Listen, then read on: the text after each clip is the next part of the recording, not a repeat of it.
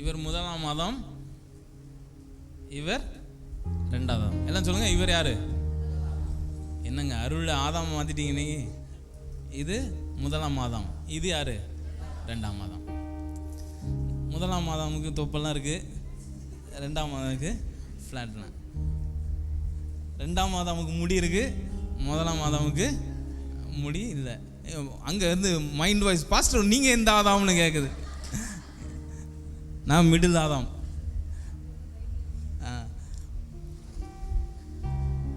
நம்ம எல்லாரும் எதோட இணைக்கப்பட்டிருந்தோமா?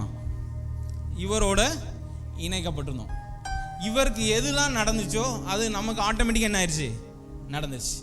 இவருக்கு எக்கனாமியில் அடினா நமக்கு என்ன ஆயிடுச்சு? பொருளாதாரத்தில் அடி வந்துருச்சு. இவருக்கு ஏதேன் தோட்டத்திலேருந்து வெளியே வந்தாலும் பலவீனம் வந்துருச்சுனோடனே இவருக்கு பின்னாடி வந்த யாருக்கும் என்ன வந்துருச்சு? ஏதேன் தோட்டத்தில் வெளியே வந்தனால பலவீனம் வந்துருச்சு. இவருக்கு மரணம், நம்ம என்ன வாசிச்சோம்? ஆதாம் முதல் மோசே வர மரணம் ஆண்டு கொண்டு வந்தது. அப்ப இவருக்கு மரணம் ஆண்டு கொண்டு வந்ததுன்னு இவர் சந்ததியில் வந்த எல்லாருக்கும் என்ன ஆரம்பிச்சிருச்சு? மரணம் ஆளுகை செய்ய ஆரம்பிச்சிருச்சு. இவன் தப்பு பண்ண நாளா கிடையாது. சந்ததிக்கு 2 பேர் வாங்க. ஜான்வஸ்தி வாங்க, ஜான்வஸ்தி ஜெயரன் வாங்க. இவர் பாவியா? பாவியா இல்லையா? பாவி. ஏன் பாவி? இவர் சிகரெட் அடிச்சார், தம் அடிச்சார் கிடையாது. இவர் நைஸாக பொடி போட்டார் அப்படின்னு கிடையாது. இவர் ஆண்டவரை பற்றி தப்பு தப்பாக பேசினது அது கிடையாது. இவர் பாவனால இவரும் இவர் சாக போகிறாரா?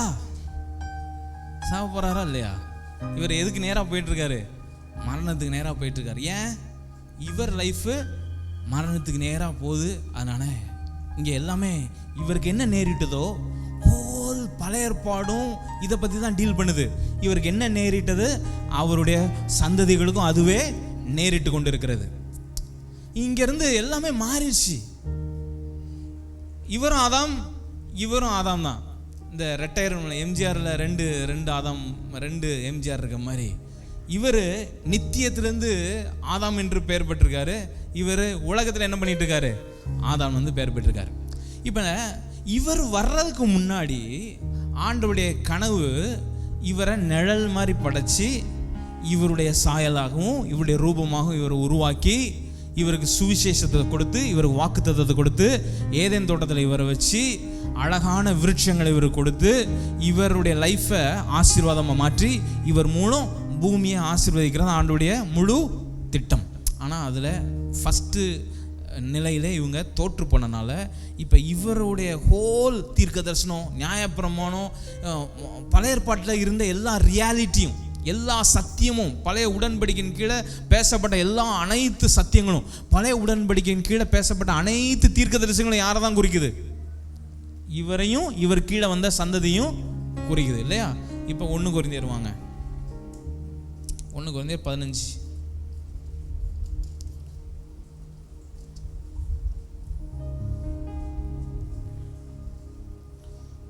நல்ல சத்தமாக வாசிக்கிறீங்களா?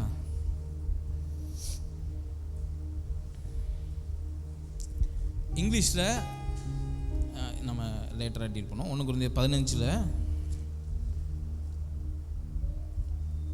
45 வசனம் எல்லாம் சேர்ந்து வாசி. நல்லா சவுண்டாக வாசிங்கண்ணே.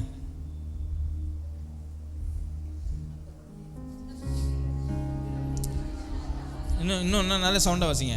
அந்தபடியே அதுக்கு முந்தின வசனம் வாசிடலாம். 44 வாசிக்கலாம். ஜென்ம சரீரம் விதைக்கப்படும், ஆவிக்குரிய சரீரம் எழுந்திருக்கும். ஜென்ம சரீரம் உண்டு, ஆவிக்குரிய சரீரம் உண்டு. அந்தபடியே முந்தின மனுஷனாகிய ஆதாம் ஜீவாத்துமானான் என்று எழுதியிருக்கிறபடி பிந்தின ஆதாம் உயிர்ப்பிக்கிற ஆவியானவர். இந்த முந்தின மனுஷன் ஜீவ ஆத்மாவாய் மாறினான் என்று எழுதியிருக்கிறபடி இந்த இவர் யாராம்? ஜீவ ஆத்மா. இவர் பிந்தின ஆதாம். ஆகிலும் ஆவிக்குரிய சரீரம் முந்தினது அல்ல, ஜென்ம சரீரமே முந்தினது, ஆவிக்குரிய சரீரம் பிந்தினது. அப்போ ஆவிக்குரிய சரீரம் முந்தினது அல்லன்னு சொல்லிட்டு ஜென்ம சரீரம் என்ன ஆயிடுச்சு? ஃபஸ்ட்டு முன்னாடி வந்துருச்சு. இப்போ ஜென்ம சரீரத்தினுடைய சாயலாக தான் மனுஷனே அதுக்கப்புறம் தன் சாயலின்படி தன் ரூபத்தின்படி பிள்ளைய என்ன பண்ண ஆரம்பிச்சிட்டானா, பெத்தெடுத்து சேர்த்து அது இதுன்னு அந்த சந்ததி மூலம் எல்லாம் ஜென்ம சுவாபம் உள்ள ஜென்ம சரீரம் உள்ள சந்ததி பூமியை ஃபுல்லாக நிரப்பிருச்சு. இப்போ நமக்கு இருக்கிற சரீரமும் எதோட தொடர்புடையதான்? நல்லா சொல்லுங்க, உங்கள் ஆவி ஆத்மா சரீரம்னு ஒன்று சொல்கிறீங்க பார்த்தீங்களா, அந்த சரீரம் எதோட தொடர்புடையது? இந்த சரீரத்தோடு தொடர்புடையது. இப்போ இந்த சரீரத்தில் என்னெல்லாம் இருக்குது, இவருக்கு என்னெல்லாம் இருக்கோ அது எல்லாமே இந்த ஜென்ம சரீரத்தில் இருக்கு. இவருக்கு காய்ச்சல் இருந்ததுன்னா இந்த ஜென்ம சரீரத்தில் காய்ச்சல் வந்துருச்சு. இவருக்கு என்னெல்லாம் நேரிட்டதோ எல்லாமே இவருக்கு, அதாவது இவரையும் எப்படி அவங்க ரிலேட் பண்ணுறாங்கன்னு நீங்கள் கவனிச்சு அடுத்த வசனம் பாருங்க. முந்தின மனுஷன் பூமியிலிருந்து உண்டான மண், எல்லாம் சொல்லுங்க மண்ணானவன். இவர் மண்ணு. இப்போ நான் மண் என்று, மனுஷனை மண் என்று, அந்த வசனம் யாருக்கு பொருந்தாது? இவங்களுக்கு பொருந்தவே பொருந்தாது. மனுஷனை நீர் நினைப்பதும் அவனை விசா, இந்த எல்லா வசனமும் யாரை பொருந்தாது? இவரை தான் பொருந்துமோ தவிர இவரை என்ன பண்ணவே பண்ணாது, பொருந்தவே பொருந்தாது. அடுத்த வசனம் வாசி பாருங்க. இப்போ நல்ல சத்தமாக 47 மறுபடியும் வாசி பாருங்க. முந்தின மனுஷன் பூமியிலிருந்து உண்டான மண்ணானவன், இரண்டாம் மனுஷன் யாரா? வானத்தில் உண்டான கர்த்தர், வானத்திலிருந்து உண்டான கர்த்தர். அடுத்து பாருங்க, மண்ணானவன் எப்படிப்பட்டவனோ மண்ணானவர்களும் அப்படிப்பட்டவர்களே. மனுஷன் வாழ்ந்து மண்ணுக்கு திரும்புவான். யாரை குறித்து சொல்லப்பட்டது? சொல்லுங்க, சவுண்டா சொல்லுங்க. முந்தினாதாமா பிந்தினாதாமா? முந்தினாதாம். இவன் வாழ்க்கை வாழ்ந்து மண்ணுக்கே திரும்புவான்.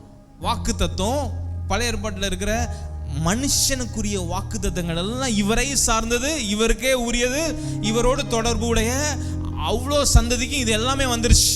இதெல்லாம் ரியாலிட்டியாக வந்துருச்சு. நீங்கள் சொல்லப்பட்ட ஏசாயா, எரேமியா, எல்லா தீர்க்கதரிசியும் இப்படி சரீரத்தை குறித்து சொல்லப்பட்ட எல்லா வாக்கு தத்தங்களும் எதுக்காக தான் பொருந்தது? இங்கே பொருந்தது. இப்போ லைஃப் பலவீனம், இப்போ ஒரு வசனம் கூட இருக்கு இல்லையா, கூடுதல் 70 வயசு பலத்தின் மிகுதினால். யாரோடைய சத்தியம் அது? மோசே கொண்டு வந்த சத்தியம். யாரோடைய பொருந்தும் சத்தியம் அது? இவரோடு பொருந்துகிற சத்தியம். அதனால நீங்கள் ஒரு நாளும் பலத்தின் மிகுதி 80 நீங்கள் சொல்ல வேண்டிய அவசியம் இல்லை. ஏன்னா இங்கே தான் இருக்கு. இப்போ இவங்க இப்படியே வாழ்ந்துட்டு இருக்கிறத ஆண்டவர் ஒவ்வொரு முறையும் அவங்களுக்கு வந்து, இப்போ ஆபிரகாம் வந்து தேர்ந்தெடுத்து அவனுக்கு பிரசன்ட் பண்ணி அவனை உயர்ந்த அழைப்புக்கு அழைக்கிறார், அவன் வர்றான். இப்படியே ஒவ்வொரு சந்ததியும் வந்தாலும் முழுமையாக மாற்றவே முடியலை. எல்லாம் மனுஷன் மாதிரியே வாழ்ந்து மனுஷன் மாதிரியே போயிட்டே இருக்கிறாங்க. எல்லா சத்தியமும் இவங்களுக்குரிய சத்தியம் நம்பி விழுந்து போன வாழ்க்கை, ஜீவன் இல்லாத வாழ்க்கை, மரணம், குற்ற உணர்ச்சி, பாவம், எதை எடுத்தாலும் இவங்க அடையாளமாய் மாறிவிட்டுச்சு. நம்ம நினைக்கிறோம், நிறைய பேர் சொல்லுவாங்க, ஏதேன் தோட்டத்துக்கு மறுபடியும் ஆண்டவர் என்ன பண்ணிட்டாரு, நம்மளை கொண்டு போய் நிறுத்திட்டாரு. ஏதேன் தோட்டமும் கிடையாது இந்த மகிமை. உன்னதம் வேற, ஏதேன் தோட்டம் வேற. ஏதேன் தோட்டத்தோட உன்னதத்தில் அமரம் பண்ணியிருக்கிறது, அது இன்னும் உயர்ந்தது, இன்னும் சுப்பீரியர் லைஃப் அது. அப்போ ஹோல் ரியாலிட்டியே இதோட டைப் பண்ணனால நீங்கள் எந்த வசனத்தை பழைய உடன்படிக்கை எடுத்தாலும் அது யாரோடு பொருந்தாதான்? இந்த மனுஷனுடைய சரீரத்துக்கு அது பொருந்தவே பொருந்தாது. இப்போ நீங்கள் எந்த ரியாலிட்டியில் நம்ம வாழ்கிறோம்னு நம்ம நினைக்கிறீங்க?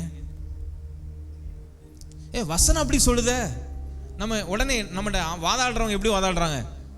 பைபிள் அப்படி சொல்லுது இல்லை, பைபிள் இப்படி தானே சொல்லுது, ஒரு தரம் மரித்து பின்பு நியாய தீர்ப்பு அடையணும் சொல்லுதுல. சொல்லலை, உண்மைதான் சொல்லுது. ஆனால் யாரை பற்றி சொல்லுது? இவரை பற்றி சொல்லுது. இப்போ இவரும் மீட் பண்ணிக்கிட்டாங்க.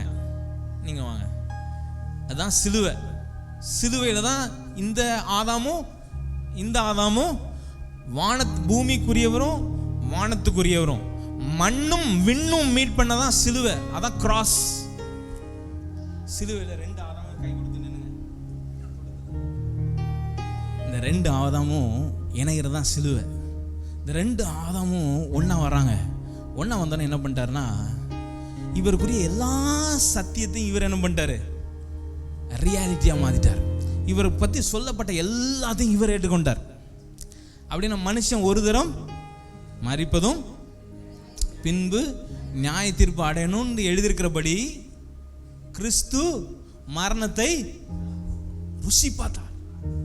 இப்ப இவருக்குரிய சத்தியத்தை இவர் என்ன பண்றாரா, இவர் இங்க பாருங்க, இங்க போங்க, பின்னாடி போங்க, போக மாட்டேங்குது பாருங்க.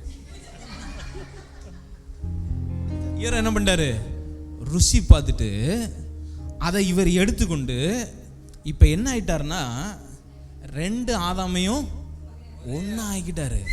இந்த ஆதாம் இப்ப 2 ஆதாம் கிடையாது உலகத்துல. இப்ப எத்தனை ஆதாம் தான் இருக்காங்க, ஒரே ஆதாம் தான். உங்க பக்கத்துல பார்த்து சொல்லுங்க, நீங்க தான் அந்த ஆதாம். நீங்க இப்ப பூமிக்குரிய ஆதாமா வானத்துக்குரிய ஆதாமா? என்னங்க நான் பூமியில தான் பிறந்தேன். ஒருவன் தேவனுடைய ராஜ்யத்துல ஆவியினாலும் ஜலத்தினாலும் பிறவாவிட்டால் தேவனுடைய ராஜ்யத்துல, இது புரியல. இதான் நிக்கோதேமுக்கு புரியல. எப்படி வானத்திலிருந்து இறங்கினா தானே இது சொல்ல முடியும். அப்பதான் சொல்றாரு, அவருடைய வார்த்தையினாலே ஜனிப்பித்தாராம். நம்ம திருவசனத்தினாலே நம்ம என்ன பண்ணாராம், ஜனிப்பித்தாராம். பூ உலர்ந்தது மலரும், பூ உதிர்ந்தது மலர், புல் உதிர்ந்தது. கர்த்தருடைய வசனமோ அந்த வசனத்தினாலே ஜெனிப்பிக்கப்பட்ட ஜீவன் இதுதான். இப்ப உங்களுக்கு மாறுதா இல்லையா? இப்ப வாக்கு தத்தமே வேற மாதிரி பார்க்க ஆரம்பிக்கலாமா இல்லையா?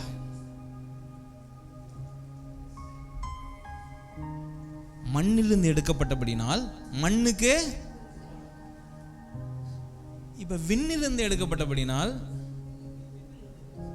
இது 2 ஒன்னாதானே ஃபர்ஸ்ட் வரும். அதனாலதான் நாங்க சொல்றோம் பரலோகத்துக்கு போயிருவோப்பா நீங்க அப்படின்னு. என்ன லாஜிக்கல் பாயிண்ட்லாம் நீங்க வச்சிருக்கீங்க. அந்த பரலோகத்தை கீழே கொண்டு வர்றதுக்காக தான் ஆண்டவர் நம்மளை உருவாக்கியது. அந்த பரலோகம் பூமி விட்டு கீழே வரட்டும் அப்படின்னு. இப்போ ஹோல் ரியாலிட்டியும் இப்போ விழுந்தப்பட்ட சந்ததியாக நீங்கள் பார்க்கல, எல்லாரையும் கிறிஸ்துவுக்குள்ளே நம்மளை எல்லாம் ஒரே.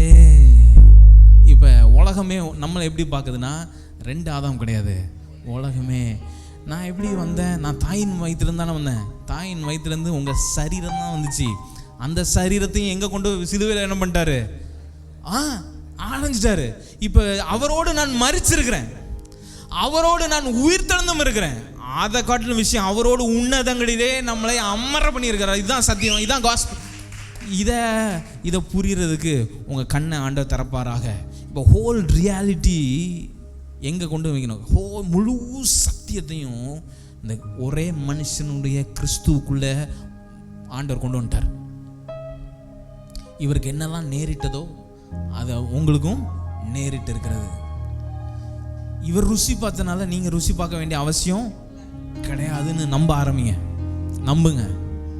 நம்பவே முடியலன்னா நம்ப ஆரம்பிங்க. என்னிலேருந்து எல்லாம் கரங்களை உயர்த்தி நன்றி செலுத்துங்களேன். ஆண்டவரே, எங்களை நீங்கள் இணைச்சதுக்காய் ஸ்தோத்திரம். சிலுவை எவ்வளோ முக்கியம் பார்த்தீங்களா?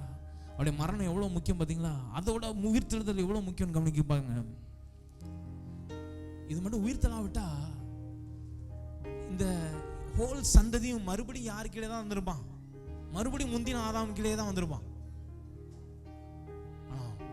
மரணத்தை ருசி பார்த்து மரணத்துக்குள்ள போய் உயிர் தெழுந்து வந்தனால இப்ப புதிதும் ஜீவனும் ஆகிய மார்க்கத்தை அவருடைய சரீரத்தின் வழியாய், மாம்சம் சரீரத்தின் வழியாக என்ன பண்றாராம். இப்ப சுவிசேஷம் என்னது? சுவிசேஷம் என்னது? ஜீவனையும் அழியாமையும் சுவிசேஷத்தினாலே வெளியரங்கமாக்கி இருக்கிறார். இப்ப இங்க கேட்டதெல்லாம் சுவிசேஷம். அந்த சுவிசேஷம் அவங்கள ரெஸ்ட்டுக்குள்ள கொண்டு போகல. ஆனா இவருக்குள்ள கிறிஸ்துக்குள்ள சொல்லப்பட்ட எல்லா வார்த்தைகளும் நமக்கு சுவிசேஷமாக வேதம் நமக்கு கற்றுக் கொடுத்திருக்கிறது.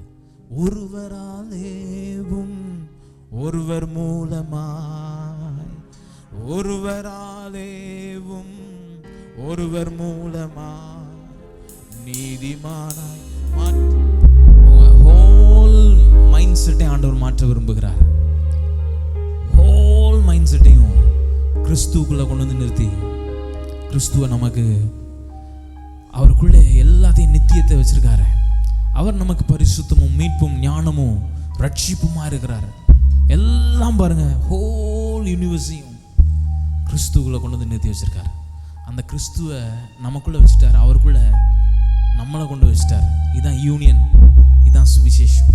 இந்த சுவிசேஷம் உங்களுக்கு நற்செய்தியை உண்டாக்கட்டும். இந்த சுவிசேஷம் உங்களுக்கு ஹோப்பை கொடுக்கட்டும். உங்கள் சரீரத்தில் இப்போ இவ்வளோ நாள் நடக்காதது பேதுருடைய நிழலை வச்சு ஒருத்தங்க சுகமாகறாங்க. எப்படி? கிறிஸ்துவுடைய நிழல். அது பேதுருடைய நிழல் அல்ல, அது கிறிஸ்துவுடைய நிழல். Christ in me the hope of glory. உங்களுக்கு எனக்கு மகிமை நம்பிக்கை கிறிஸ்து நமக்குள்ளே இருப்பது. இந்த ரியாலிட்டியை பார்க்க ஆரம்பிக்க உங்களுக்குள்ளே மரித்திருக்கிற ஒவ்வொரு அவயங்களும் எழும்புவதாக. உங்களுக்குள்ள மரிச்சிருக்கிற மைண்ட் செட்ஸ் எழும்பட்டும். ஒரு சிறுமியை 12 வயசு இல்லையா, அந்த சிறுமியை போய் அவர் எழுப்புறார் இல்லையா, அந்த கதையை வாசிக்கும் போது உங்களுக்குள்ளே மரித்திருக்கிறத எழுப்புறதுக்கு நீங்கள் பார்க்கணும் ஸ்கிரிப்சரை. எதை கிறிஸ்து பண்ணாரோ அதெல்லாம் நமக்கு வெளியே நடந்த ரியாலிட்டி நமக்குள்ளே அதை உயிர்ப்பிக்க விரும்புகிறார். 12 வருஷமா ஒரு விஷயம் உங்களை பாடாப்படுத்துது, 12 வருஷமா அதே காரியத்தில் மறிச்சிருக்கு அப்படின்னா கிறிஸ்து உங்களுக்குள்ள உயிர் தெழுந்த கிறிஸ்து உங்களுக்குள்ள இருக்கிறனால நான் சொல்றேன், ரெசரக்ஷன் இல்லாமல் வேற ஹோப்பே கிடையாது. 12 வருடமுள்ள ஒரு பிள்ளைய எழுப்புறதுக்கு முன்னாடி 12 வருஷம் பாடுபடுற ஒரு ஸ்திரியை தொடுகிறார். இது எல்லாமே ரியாலிட்டி. இது எல்லாம் நம்ம கதைகளாகவே பார்த்துட்டு இருக்கிறோம். இதெல்லாம் உளவியல் சார்ந்தது, இதெல்லாம் நம்ம பர்சனாலிட்டி சார்ந்தது, இதெல்லாம் நமக்கு வெளியே நடந்த கதை அல்ல. இதை வாசிக்கும் போது பரிசுத்தாவியானவர் இது ரியாலிட்டியாக நமக்கு உள்ள மாற்ற விரும்புகிறார்.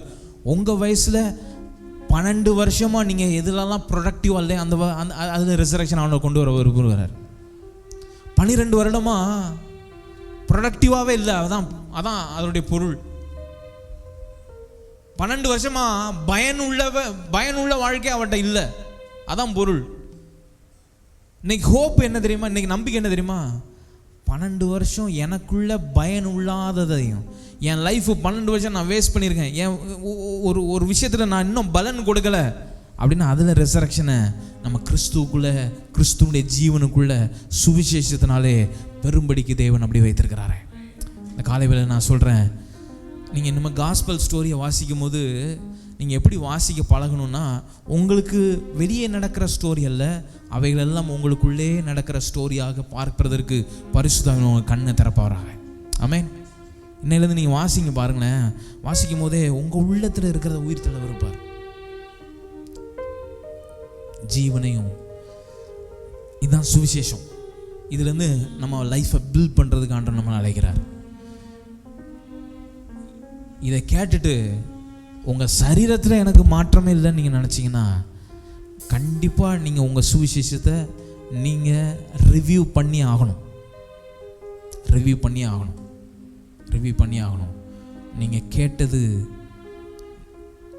நீங்கள் கேட்ட வார்த்தை நீங்கள் விசுவாசத்தில் இருக்கிறீர்களோ இல்லையோ என்பதை நீங்கள் சோதித்து பார்க்கணும்.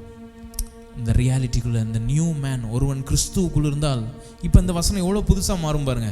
ஒருவன் கிறிஸ்துவுக்குள் இருந்தால் அவன் புது சிருஷ்டியாக இருக்கிறான், பழையவங்களெல்லாம் ஒளிஞ்சிருச்சுன்னா எல்லாமே கம்ப்ளீட்டாக புதியனால தான் சத்தியம். அதுக்கு நேரம் உங்கள் கண்களை திறக்க நான் பாருங்க, பயங்கரமான ரெசரக்ஷன் உண்டாகும். பயம் போயிடும். நான் சொல்கிறேன், ஃபஸ்ட்டு பயம் இருக்கிற பயத்தை ஆண்டவர் காலி பண்ணுவார். உங்கள் உள்ளத்தில் இந்த பயத்தை மாதிரி பயத்து நிமித்தம் வருகிற அதனுடைய எல்லா ப்ராக்சிஸையும் ஆண்டவர் டீல் பண்ணியிருக்காரு சிலுவையில். யோபு லைஃப்பில் ரியாலிட்டிக்கு வர்றதுக்கு முன்னாடி உள்ளத்திலே பயம் வந்து எல்லாத்தையும் காலி பண்ணிச்சு. அவனுக்கு வெளியே நடந்த சம்பவத்தை விட அவனுக்கு உள்ளே பயம் நிமித்தம் நடந்த சம்பவம் தான் ஃபஸ்ட்டு. யோபுக்கு வெளியே நடந்தது அவனுக்கு உள்ளே நடந்ததுடைய ரிஃப்ளெக்ஷன் தான். யோபுக்கு அன்னைக்கு நடந்தது, அன்னைக்கு அவன் பிள்ளைகள் இறந்ததும் அவனுடைய சொத்து போனதும் எதோடைய ரியாலிட்டி தெரியுமா? அவனுடைய இன்னர் ரியாலிட்டியுடைய ரிஃப்ளெக்ஷன். அவன் உள்ளே பார்த்து கண்ணாடியினுடைய பிம்பம் தான் வெளியே தோண்டுச்சு. அது பயத்தினால வந்தது. அந்த பயத்தை புறம்பே தள்ளி பூர்ணமான அகாப்பே அன்பை நம்முடைய உள்ளங்களில் அவர் ஊற்றி இருக்கிறனால இன்னும் அந்த மனுஷன் பழைய உடன்படிக்கையில் பழைய ஆதாம், முதலாம் ஆதாம் மண்ணுக்குரியவன், அவன் மனுஷன், மண்ணிலிருந்து எடுக்கப்பட்டவனுடைய ரியாலிட்டி நம்முடைய ரியாலிட்டி கிடையாது. Christ is your reality. ஒரு 3 பேரை பார்த்து சொல்லுங்க, கிறிஸ்துவே